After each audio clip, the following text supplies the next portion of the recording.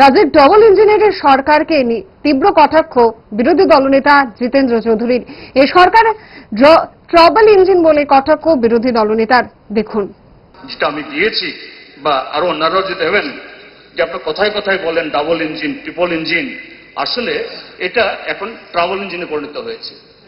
Travel engine হিসাবে আজকে ত্রিপুরার জনগণের উপরে একটা অভিশাপ হিসেবে দাঁড়িয়েছে।